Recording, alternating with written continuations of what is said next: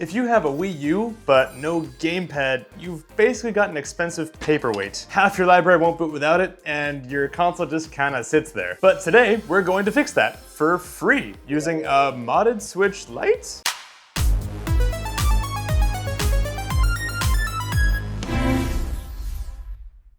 Real quick, if you're new here, hey, I'm Coulter. On this channel, we cover retro tech, handheld gaming, janky DIY projects, and general console modding nonsense. So if that sounds like you, be sure to subscribe down below so you can catch the future videos. So the software that makes this possible is called Vanilla, and it's an open source clone of the Wii U gamepad written by a guy named MattKC. And if you're not familiar with MattKC, genuinely shout out. He is a solid creator. He's actually, fun fact, one of the creators that inspired me to actually start this channel over 2 years ago, which is wild to say. And if you want the origin story of how he built Vanilla, definitely recommend you go ahead and check out his video on that, which goes into the deep dive on everything. But the short version is that Vanilla streams the gamepad screen to another device over Wi-Fi and then passes the inputs back to the Wii U, effectively recreating the Wii U gamepad, but all in software, no hardware required. And it predominantly runs on Linux systems, which conveniently we can run on a modded Switch Lite. Now, as you may have guessed, you're going to need a modded Switch with Linux already installed on it to follow along. In my case, I'm on L4T Ubuntu Noble 24.04 on a Switch Lite. If you haven't installed Linux on your Switch yet, I've got a video on installing Linux and Android on a modded Switch, so go ahead and check that out first and then come back here when you're ready. I'll link that somewhere in the description. Now, you might be thinking, Coulter, why would I care about this project if I've already got my gamepad for my Wii U?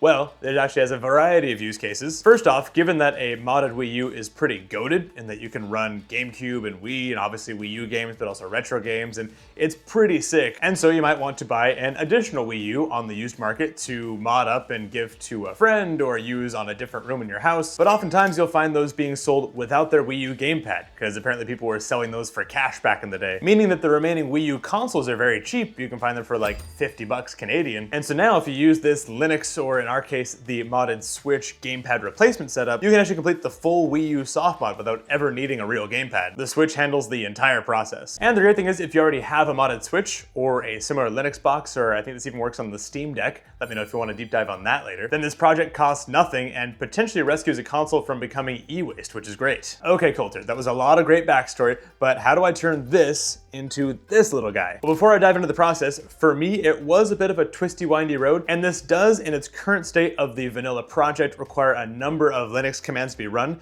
You actually need to build a couple packages yourself, but don't worry, that sounds scary. So to save you from getting into all the nitty-gritty and specific commands, I'll defer to those commands being documented in the blog post. So I'll keep things a little more high level here, but let's get into the journey of how we got this thing going. So first things first, and this is the part I expected when I started this off, is that you can't just use Vanilla and have your Switch talk directly to the Wii U. The Switch's Wi-Fi chip is a BCM4356. It's what's called a full MAC adapter. And the way that works is that all the 802.11 protocol, that's Wi-Fi by the way, that stuff is handled on the chip itself rather than in software, which that's all fine and dandy, except that Nintendo intentionally broke from the standard Wi-Fi wireless spec when they built the Wii U gamepad communication protocol, presumably to keep everything locked down and all that sweet, sweet gamepad money flow into Nintendo, which we saw how well that worked out given how many Wii U's they sold. But practically for us means that our Switch can't directly talk to the Wii U over standard Wi-Fi drivers. You actually have to patch the firmware first to get it to work, which sounds wild, but is actually only a few commands. To do so, the Vanilla team maintains a fork of Nexmon. It's called vanilla-Wii U/Nexmon on GitHub, which patches the Switch's wireless chip's firmware to specifically handle Nintendo's non-standard protocol. And conveniently, there are releases available for Ubuntu 24.04, which is the most popular version of Linux you can run on the Switch if you don't know. So you just grab the release, back up your original firmware for the chip, drop in the patched files, tell it to use the new modules, and you're done. Your Wi-Fi dips for a second, but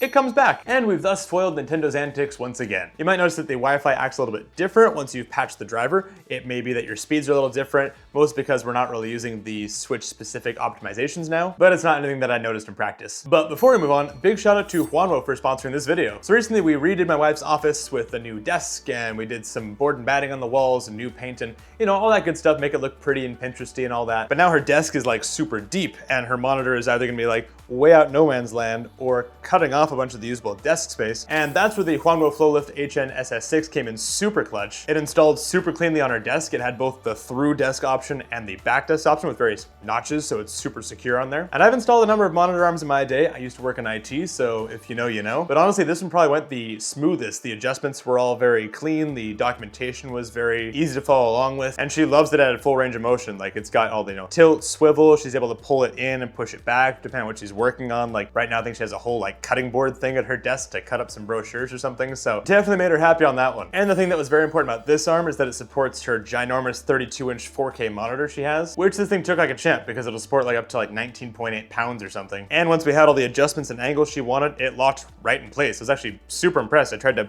move it around a little bit for the B-roll you're probably watching right now. And yeah, once we locked it in, it was good to go. Way better than the one I used to have where it would like tilt itself all the time. So for the price point, it's definitely a solid value compared to what else is out there. So thanks again, Huanwo, for sponsoring this video, and check out the link in the description if you want to check this out for yourself. All right, on to step 2, which is building vanilla. So you heard that right. There is not an actual like installable file for vanilla yet. This is a very alpha software, as it says on the GitHub page. So you actually download the source code and build it yourself, which, as I said, is less scary than it sounds. So really all you have to do is clone the repo from GitHub, install the various build dependencies like SDL2 and FFmpeg and all that, then run CMake to build it, and standard Linux build stuff. Except when I ran CMake, it freaked out and it said that I was missing a package called Polkit Agent 1. And so evidently that was missing from the documentation, but I just went ahead and installed that manually, and then it was good to go. So expect that to be in the refined installation steps in the blog post link below. But once that's sorted, the build goes fine, vanilla compiles clean. I was able to launch vanilla, pair it to my Wii U even, which was super cool. And then nothing happened. Launching vanilla back from the terminal, I saw that I was getting this consistent error over and over about the picture size 0x0 being invalid, which is fair. That's a nothing image. So as far as the Wii U was concerned, it was talking to a gamepad just fine. But the problem was on the decoding side on the Switch. It wasn't able to handle the video feed it was getting back from the Wii U properly. And the issue is that the version of Ubuntu we're using on the Switch ships with a patched version of FFmpeg, which includes a Tegra chip specific hardware decoder for H.264 streams, which was automatically getting picked up by FFmpeg to decode the Wii U's video stream. It figures I'll use this decoder you gave me. But that decoder was trying to allocate the GPU buffer memory before it received the stream headers that would tell it what the dimensions of the frames are, and nerd speak translation, everything was in the wrong order and it wasn't able to get the video feed correctly from the Wii U. I tried setting some environment variables to try and just bypass this when I was launching vanilla, but those didn't fly, and there was really no getting around it because that problematic decoder that was causing the issue was baked right into our FFmpeg install, and how it was going to work was basically decided at boot, and there wasn't really any changing its mind. So the actual fix was actually to build a clean stock version of FFmpeg from source and then recompile vanilla against that. So I did compile a fresh version of FFmpeg on the Switch hardware, so that took a minute, maybe about a half hour or so. I saved that as FFmpeg-vanilla and then pointed vanilla at that version of FFmpeg when I built vanilla again. And then when I would launch vanilla, just passed another little environment variable to make sure it's using that version of FFmpeg. And yeah, is it janky?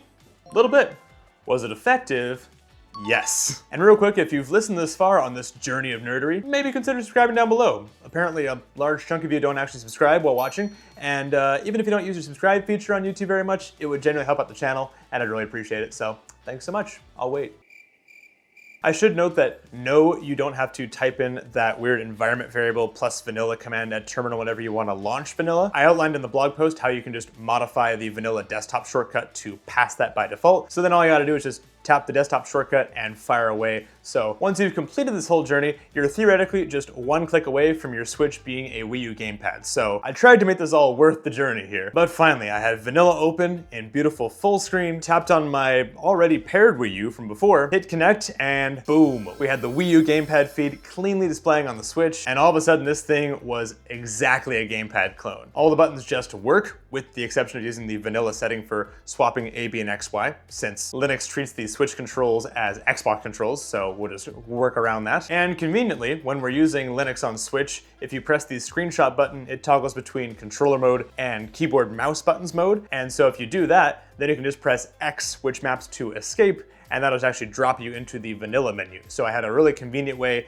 to drop in and out of full screen mode, go into the vanilla settings, back into the gamepad. Like, no keyboard and mouse intervention was required at all during this point. However, I would recommend that if you're going to do the installation process, you do what I did and you connect to the Switch via VNC from your Mac or Windows, and then you can use your keyboard and mouse to do all the command line stuff, because yeah, you don't want to do all the touchscreen typing for those about 20 some odd commands. But now for actually using this thing. So first off, good old Mario Kart 8 non-deluxe. Those of you who don't know, there was a non-deluxe version of Mario Kart 8, and honestly, I could not tell you that there was any latency. At the very least, no more than the actual gamepad had back in the day. Mario Kart 8 was a blast, and I also mirrored some Smash Bros. Melee through Nintendo that was just delightful. The whole setup felt completely natural and OEM, which was great. And it was also just a reminder that the Wii U is some seriously underrated hardware. Like, I'm pretty sure the Wii U, like pound for pound performance-wise, had a lot more beef in it than the Switch. The Switch was designed to be portable and dockable, whereas the Wii U was back in the like, we are a console days, and they were still, at the time when it launched, trying to compete with the likes of the Xbox One and PS4, and you know, they did the Nintendo version and didn't compete right at that level, but they showed up pretty decently. Like, I think Breath of the Wild runs better on the Wii U than it did on the Switch. You can correct me if I'm wrong, but I'm pretty sure that's how that went. But as great as the Wii U is, it's always been held hostage by such a fragile, plasticky peripheral. But now a modded Switch running Linux completely removes the need for this entirely, for free, with seemingly no drawbacks from the physical hardware. MattKC and the contributing community built something really impressive here, and the open source console modding scene in general continues to be very good for the class. Let me know in the comments if you want to see a dedicated video on jailbreaking your Wii U in 2026 to unlock all that power I was talking about, and specifically how I got the custom virtual console entries set up like the GameCube games you saw. I'd love to make a video on that. And if you made it this far, go ahead and drop that Atari style emoji in the comments so I know that you enjoy these console rescue style videos. And if you like this one, you'll probably enjoy the video where I installed Android and Linux on the modded Switch, which is actually the prerequisite for this video. So if you haven't watched already, definitely go check that out. Thank you guys so much for watching, and I'll see you in the next one.